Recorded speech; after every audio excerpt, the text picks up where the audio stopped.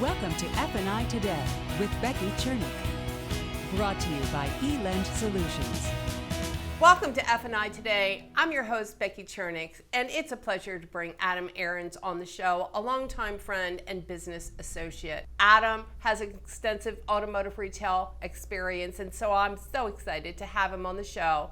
Welcome to the F&I Today show. It's a pleasure to have you here. Well, it's always a pleasure to be with you, Becky, and I look forward to today's sessions. So recently we've had this conversation in your stores that you actually quote an interest rate or you post interest rates on the floor. How does that whole thing work? Well, we do both, right? So first thing is you make a methodology of doing that. That is, if you're going to quote a payment, it needs to have an interest rate, it needs to have a term there. And I know that might be controversial to some people, but it's not to me. And that does cause customers to ask questions. And so now you're down to the really important thing. You have to train your salespeople how to handle it. So there's one thing on that sheet of paper that we always know is wrong when we start presenting numbers to a customer. That's the APR. Because we don't know what the customer qualifies for. We don't pull a bureau before they go land on a car. We don't do any of that. We don't work backwards. See, we found that the more people that you can say yes to, in other words, let's find a car that works for you and your family, and we'll make sure that it works within your budget. If not, we're going to start back over at the beginning, but I'm not going to start at the end and go backwards. How interesting is that? Because that's a complete opposite of what I hear from dealer advocates and also even some finance and insurance trainers that, you know, they really don't like the idea of training salespeople. In fact, they said that, you know, if you can train 10% of your sales staff, you're lucky. The rest, you're not going to be able to do that. So let's talk a little bit about that. And how can that work for you? Well, that sounds more like effort than it does outcome, right? So if you decide that your salespeople are not trainable, then maybe you're hiring the wrong people. Maybe you're hiring the wrong people to lead them and or manage them. See, if the determination is that you can have a salesperson make a good living, stay with you for a long time, then you're going to invest in that person. The reality is if you don't invest in training in that person's going to be gone. And when a customer asks them about payments or about APR, they have to have an answer that they can handle it. So we've actually gotten to the point where we're training the salespeople on what banks look at to determine what the customer's interest rate's going to be. That is crazy. Not to say it's crazy, but you know, it's like the complete opposite because they're like, you know, I was on a show and we were just talking about just training salespeople on the benefit of what an F&I product is, let alone talk about how to talk financing to a customer. I mean, that's unheard of.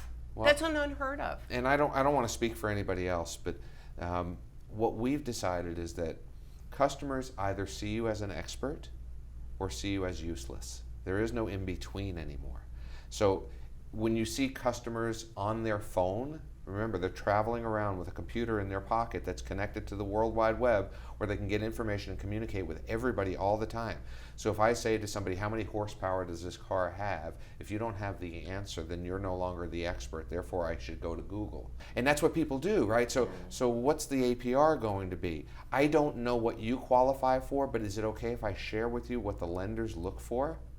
And then we take them through what's known as a SWOT analysis, where we determine, you know, we tell them exactly what the banks are looking for. So that's stability, that's the length of term that they have in their job and in their home.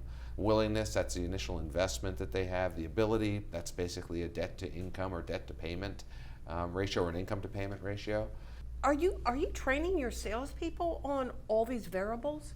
If you don't, what's the other choice?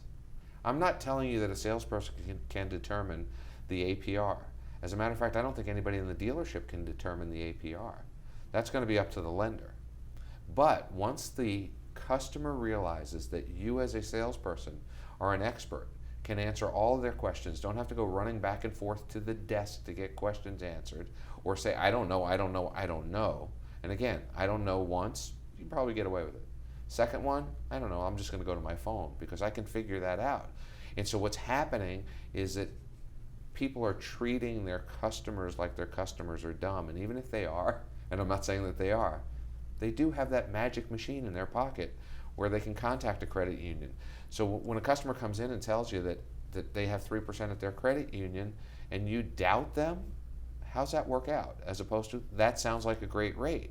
Our lenders look at things the same way the credit union does. As a matter of fact, do you want to know what your credit union looks at when they're making a determination of what rate you're going to pay?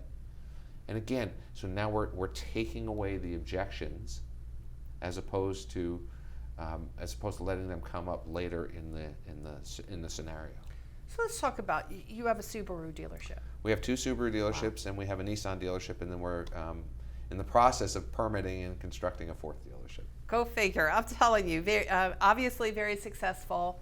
And you know, I've known you for a very long time. Very long time. In fact, you promoted me into this AutoNation division, and that was changed my life as I know it, because frankly at the time I thought that I was pretty successful in F&I, doing all these wonderful box closes and that sort of thing.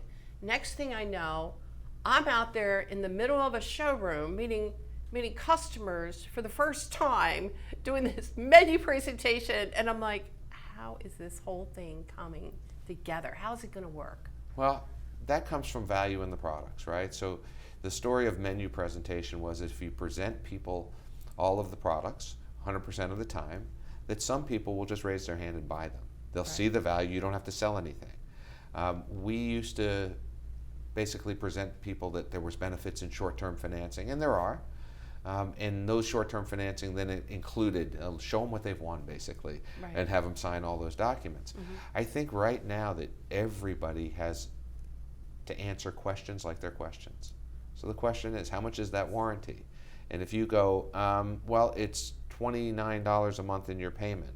No, how much was the warranty?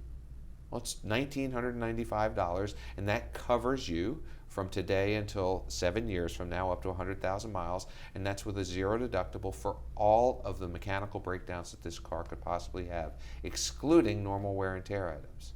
That's a completely different skill set that I'm seeing in a lot of dealerships, because here's what I hear. We can only train so much.